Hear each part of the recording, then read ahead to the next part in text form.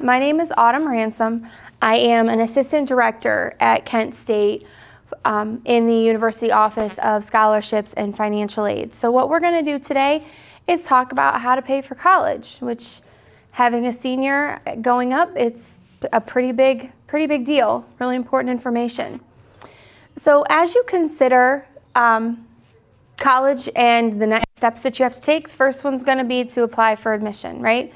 So most college applications are going to open August 1st. So they've been open now for a couple of months. Kent's did open on August 1st, but if you're looking at other schools, that may differ a little bit.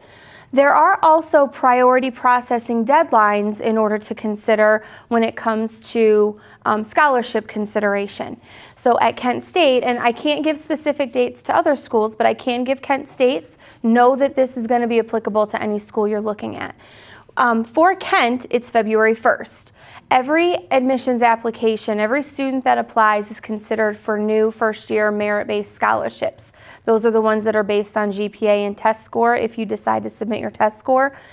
And you have to apply by February 1st to Kent State to be considered for those particular scholarships. Kent is test optional this year. I'm sorry, yep, February of 2023. Application form, do they?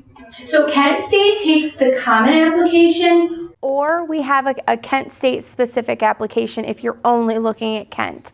If you're looking at multiple schools, like you mentioned Ohio State as well, Ohio State, I believe, is also on the Common App, so it might be easier to do the Common App because it's one application and they send it to multiple schools. So you have a couple of different options that you can look at. And the guidance, the school counselors in the front office are going to know a lot about that application process. Okay? What's that Common App? I'm sorry? Oh, what's that? It's called the Common Application. Common App. Yep. It's a common name, but it's truly a common application that is sent to multiple schools. Whatever higher education institutions participate in it, if you select them, they'll get your student's application. You fill that on the table there?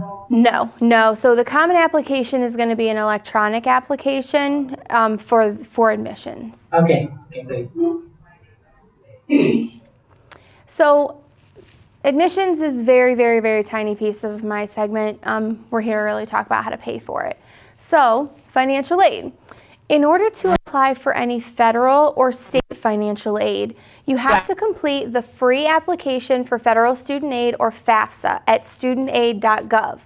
The FAFSA is available on October 1st.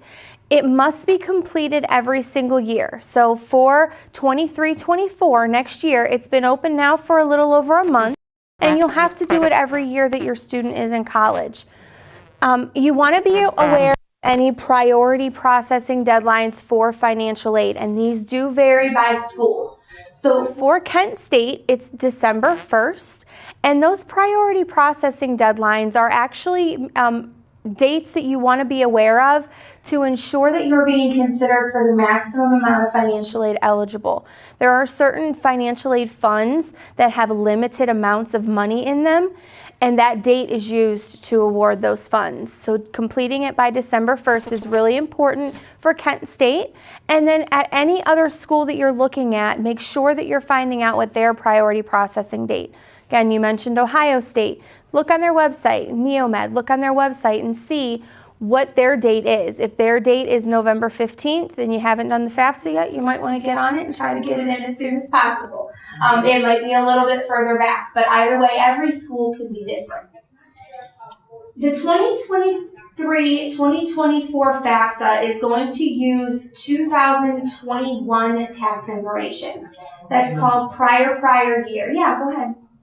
Yeah, I actually went to that FAFSA. I filled out all the information. I was just wondering, I'm very sure it's for 2023 start school year. Yes. But I said, why would they ask for our? Yeah, so the reason they changed it to do that, because they used to ask for the prior.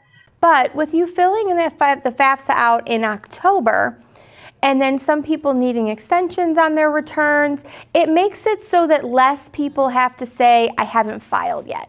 This way, most people have filed, it's in the system, and then that leads actually into my next point, that IRS data retrieval tool.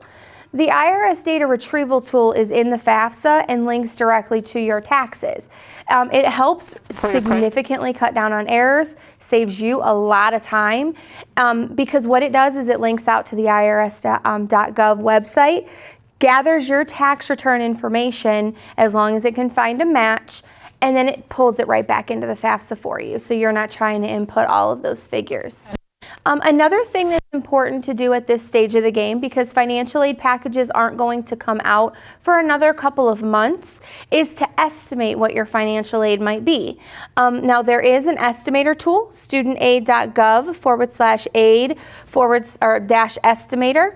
That's where you can go in. It gives you kind of a mock FAFSA, very, very limited questions, so it's not nearly as long.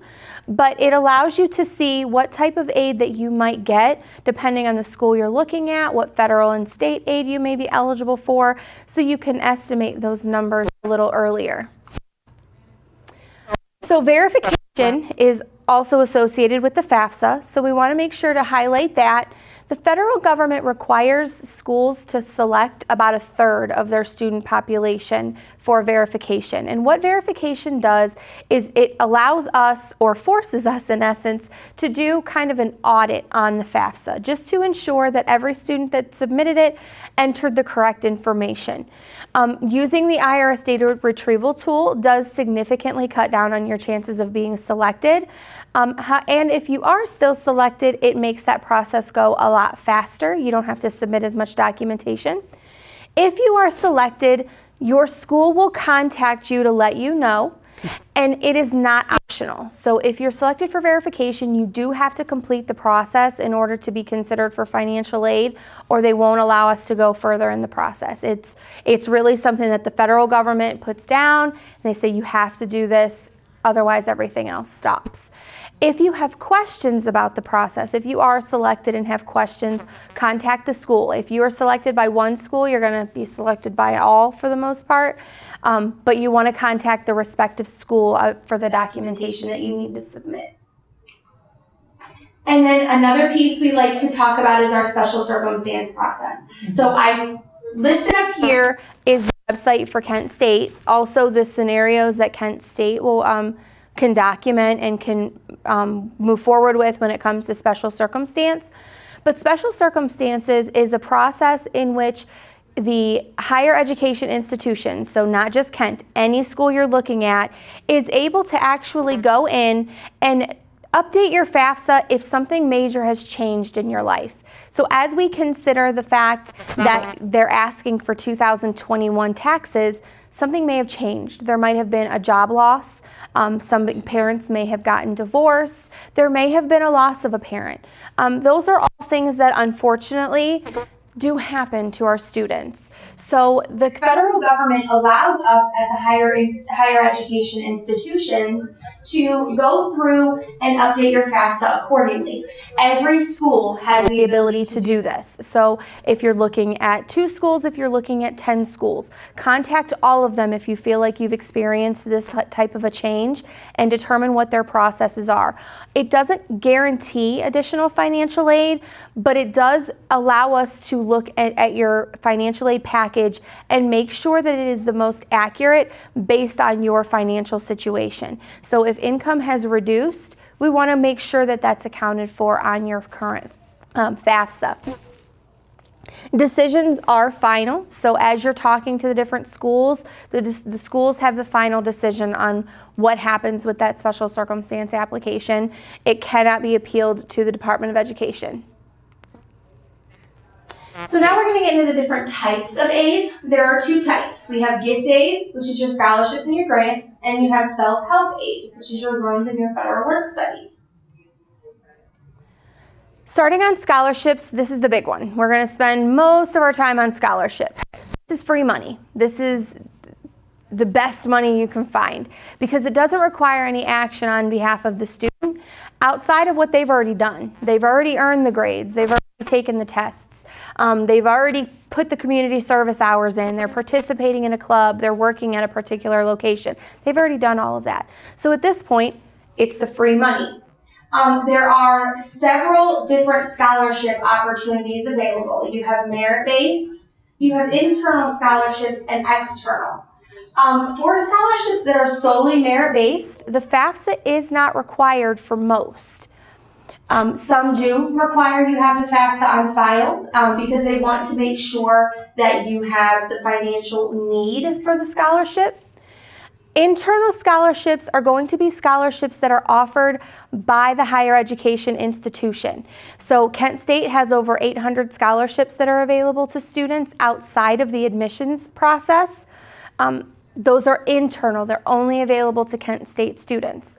But then you have external scholarships. Those are scholarships that are from outside organizations, whether it be your employers, your student's employer, your school. There are different organizations within the community. Those are considered external. Those are typically able to be used anywhere, not at one school. Kent State scholarships. So we have our new first-year student scholarships. These are scholarships that the student is automatically considered for with their admissions application. Every higher education institution has scholarships that fall into this category. ACT scores or SAT scores may not be required. It really depends on the school. Kent State is test optional. So if your student didn't do so hot on their ACT, you don't have to submit their test scores in order to be considered for scholarships or the Honors College. We also have a hold no harm policy. So if you've submitted the scores and it actually increases your scholarship offer, great, we'll use them. If it doesn't, it didn't go so well and it would decrease it, we pretend as if they don't exist. So we make sure that your student is getting the most out of their scholarship offer. Question. Yeah. On the score for you to get considered with the merit scholarship, is there any range of score that you got this much? So it's going to depend on the school. It's going to depend on which college or university you're looking at. So Kent State, we have a different grid. We have a background mathematic calculation that's worked out through our admissions process where minimum GPA and test scores are assigned to the different scholarship programs. So for a couple of our scholarship programs, it's a 3.5. A couple, it's a 3.0. It really depends on the different program and where you fall in that spectrum. And if you're on the lower end, you might get a certain amount. But if say you're at a 4.0, you may get higher amounts. That's the GPA. What about the ACT score? Oh, so the ACT scores. That one I will look into. I have it on a piece of paper in my email. I will pull that up before we leave. So you can always find information about our first-year student scholarships at our website, kent.edu/scholarships. Again, I can only really give information about Kent State, but you want to do the same search for any school that you're looking at. Also researching additional scholarship opportunities. So this is where that external and internal scholarship search is going to come into play. When you're looking at the different scholarships that are available, you want to start early. So if your student hasn't started looking for scholarships, definitely encourage them to do so. Ravenna just had their scholarship fair this past week. The school counselors are really on it when they're trying to get the students involved in the scholarship search. So make sure that they're reaching out and talking to their school counselor and taking advantage of that scholarship search. This is the window to do it between now and the early spring months. Look for opportunities everywhere. So at each college, the departments have money. There are scholarships available depending on your major. So that pharmacy major, that pre-pharmacy, anything in the medical field, there may be scholarships that are specific to that subset of students. And then That's internal or external? These are going to be both, actually. Okay. So you're going to find scholarships in the universities that are specific to a major, but then you're also going to find organizations outside of the university who want to support students going into a certain field. Your employer, so if either of your employers has a scholarship, if your student is working, their employer may have a scholarship available. Again, your school counselors, and then external search engines. As you go through and you're navigating the search engines, we have a few on our website that are free. They are reputable. They're going to give a national search though. So we recommend that you sign up for maybe 1 or 2 because there's a lot of overlap and they're going to give you a lot of information. They're going to send you an email every day, and signing up for more than a couple might be a little overwhelming, but by signing up for at least 1 or 2, you're catching everything. You're casting a wide enough net. And then the biggest thing, pay attention to deadlines. Those can really creep up on us. There are common dates of February 15th, March 1st, April 1st, and then May 1st. So really throughout the entire spring semester, they're going to see a deadline approaching. Starting now will allow them to really set out a plan. Okay, which ones are due first? What do I have to do? Do I need an essay? Do I need community service hours? Making sure that they have time to get all of those things in line before the deadline approaches. When to start? Again, right now, setting aside time. So this is really important. It can take a little bit of time to go through all of those search engines. They're going to populate dozens of scholarship opportunities that your students may be eligible for. Giving the time to go through and pick out which one am I truly eligible for, which ones do I want to apply for. I would say apply for all of them, but some students it may be a little overwhelming and they only want to apply for maybe a dozen or a couple dozen. Making sure that they know if there's an essay required. Using the free scholarship search engines. Making sure that you're reading the essays or the scholarship applications thoroughly. Make sure that they're answering all of the questions. And if there is an essay, that they're answering the essay prompt. If they're asking for a specific scenario or a specific example, make sure that that's what's being provided in that essay. Have your essays proofread. So if your student has a high school English teacher who is really willing to read their essay for grammar, punctuation, conciseness, have them do that. If you are willing to read their essays, definitely take a look at that, because as those scholarships are read, they are really being graded on their grammar and their punctuation as part of the essay itself.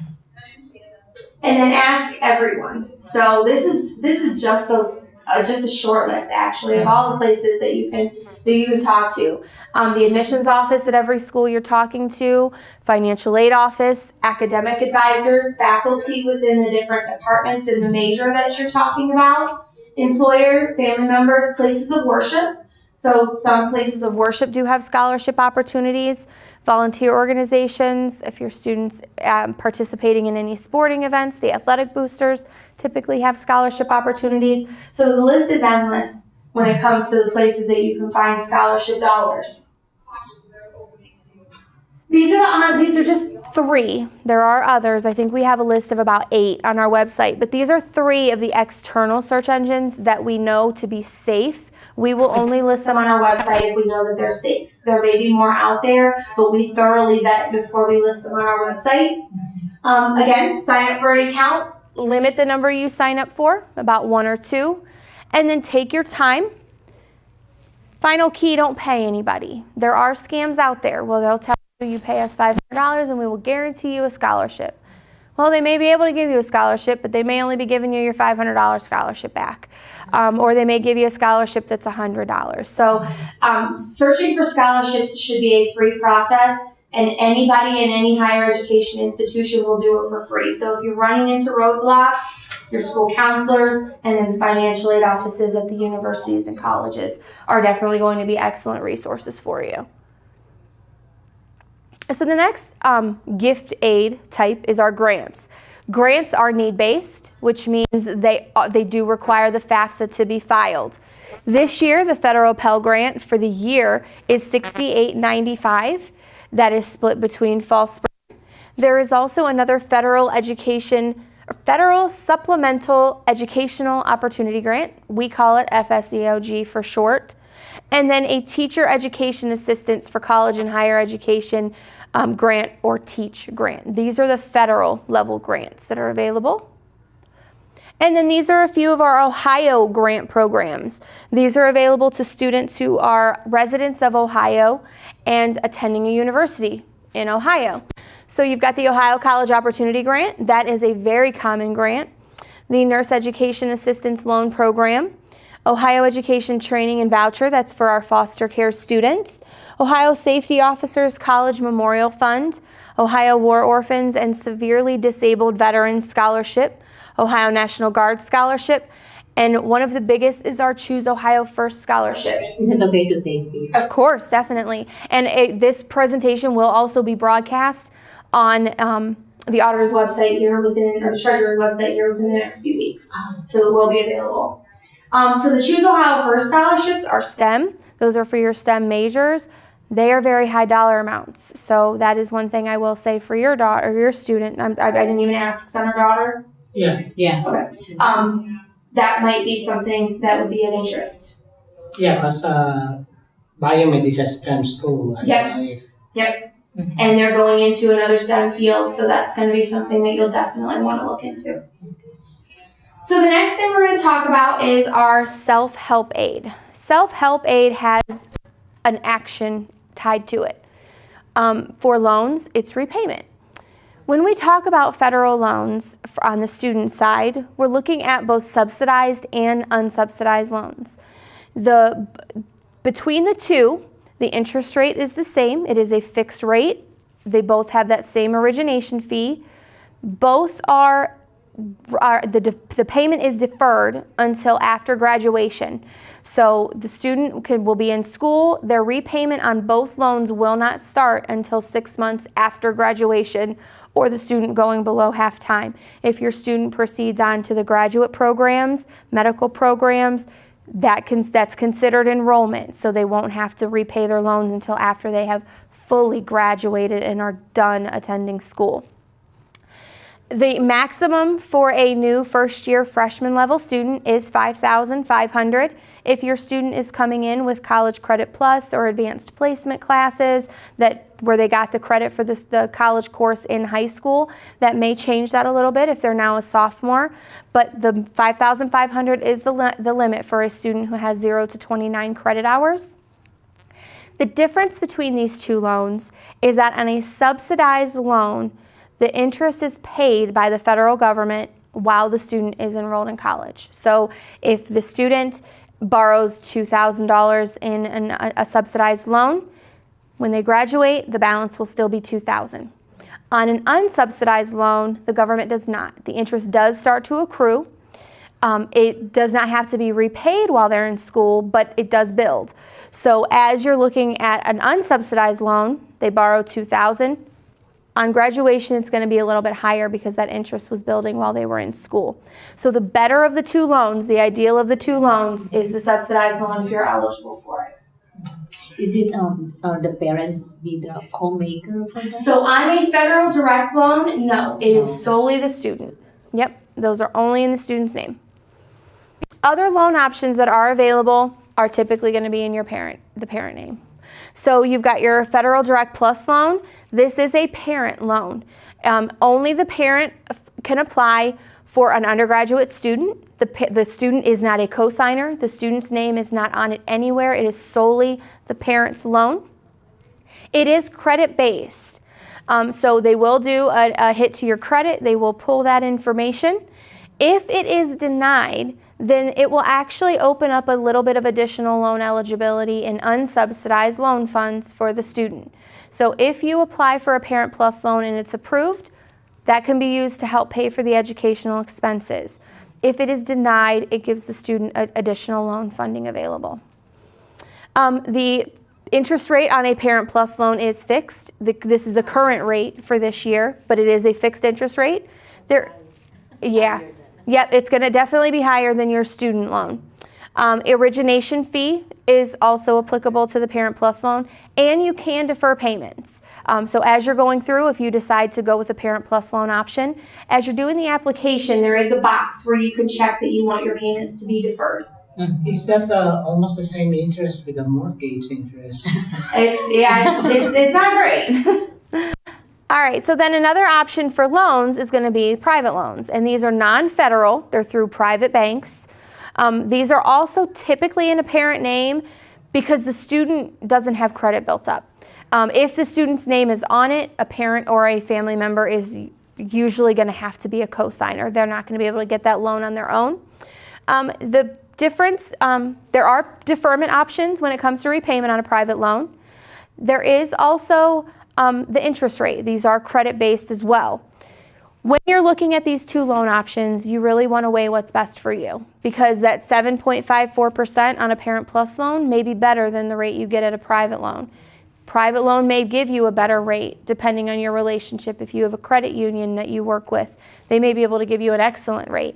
So these are things that you want to just kind of weigh. It's really an individual decision which one of these is going to be best for you if you're going with that additional loan option. Then there are work programs. So there are university-funded work and federal work study work programs.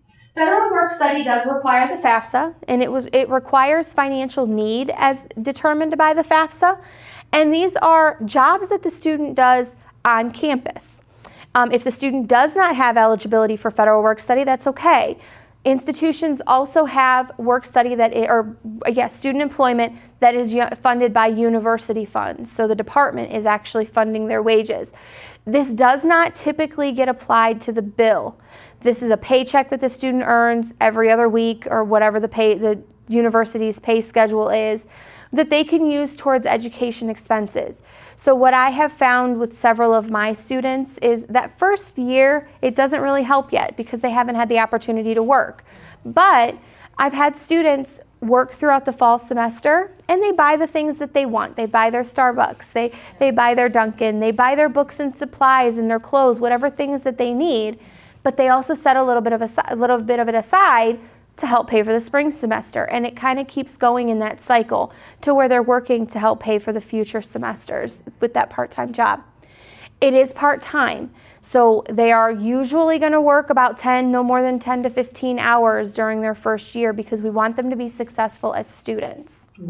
A week, 15 hours. Yes. Yep. Usually around 10, 15 would be the most. And then as they get acclimated, sophomore, junior, senior year, they'll be able to work a little more. There are some significant benefits to student employment. They recognize that your student is a student first. So it is actually a federal regulation that students cannot work during their class times. So they want to make sure you are not working when you're supposed to be in class. You need to be in class, and that's the priority. A lot of departments are very flexible with students. So if they have a big paper due, and I know in my office, hey, I've got a final. My students actually take finals week off typically, but they'll come to me, I have a paper due this weekend. Can I take this day off? Yes, because we want you to be successful as a student. So as you're looking at the different types of financial aid, and you go back and you use that financial aid estimator tool that's available at studentaid.gov, you want to know the costs. These are Kent State costs. You want to pull these numbers from every institution that you're looking at. It's really a comparison of what's that net price. So as you're looking at the cost figures, you're looking at tuition. We're going to focus right now on our in-state box. Double room is your housing. That's going to be if you're living on campus. We're not going to bill you for housing if you're not living on campus. Same thing with the meal plan. That's if you're living on campus and select a meal plan, and these are annual figures. You're looking at about a little over $25,000 for the year if living on campus at Kent State. You want to pull those same numbers for every single school that you're looking at, and then your financial aid applies to those numbers. So when you're looking at your different schools and what your options are, what your affordability is going to be, you want to look at the net cost. What's your cost minus your financial aid? That's what you're paying out of pocket. That's really that key number. So don't be too alarmed if you see a school that might cost a little more, because your financial aid might be a little bit more. Your scholarships might be a little bit more. Schools that cost a little bit less might have lower scholarship amounts. So your out of pocket may end up actually being pretty close to the same. Mm-hmm. So as you're looking at your schools, look at that bottom line, the net price. Mm-hmm. Several schools in Ohio, Kent State being one of them, participate in what's called the Ohio Tuition Guarantee Program. What that means is that these figures right here are locked. Your tuition, your housing, and your meal plan rates are locked for 4 years. So whatever you go in with in the fall of 2023, it's going to be the same rate every year for 4 years. It helps for you to really know what to expect all 4 years. You're not looking at, well, what increase might apply next year. All right. Our office is actually on Facebook. So if you are active on Facebook, you can definitely like our page. We share information, and again, this will really be beneficial if you're looking at Kent State. But we do post very general information as well. So one great thing about financial aid, I guess, it's a very cumbersome, very not so fun piece of college, but the great thing about financial aid is a lot of the information is applicable no matter what school you're looking at. So everything that I've shared with you today, outside of specific dates that might change by institution, is going to be everywhere. It's going to go to every school. A lot of the things that we post on our Facebook page is applicable at every school you're looking at. That is actually the close of my presentation.